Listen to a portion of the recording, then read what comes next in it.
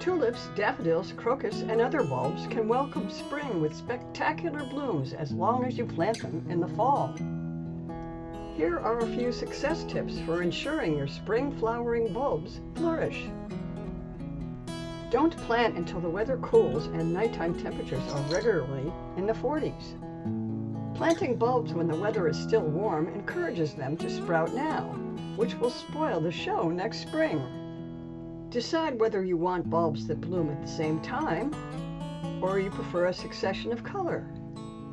With the right choices, you can enjoy colorful bulbs from late winter straight through to early summer. For ideas, watch our video on bulbs for continuous spring bloom, which you'll find at the link in the description below. Bulbs can be planted in neat geometric patterns or in random arrangements that will gradually expand over time. The choice is yours. They're generally not fussy about soil, with one exception. They don't like wet feet.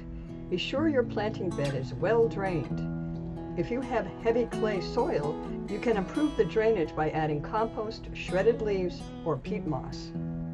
The general rule of thumb is to plant bulbs 3 times as deep as they are tall.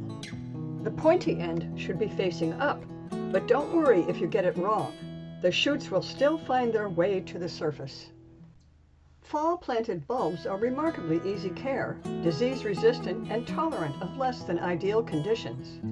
Perhaps the only real challenge with growing them is that squirrels, chipmunks, rabbits, and other critters love to dig them up and eat them. The solution is easy. Before planting, soak your bulbs in Bob-X R concentrate. You'll find details in our video on how to keep animals from digging up bulbs, which you can find at the link below.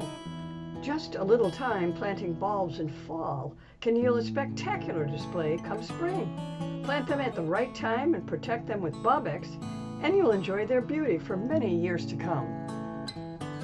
For more garden inspiration and tips, please subscribe to our YouTube channel.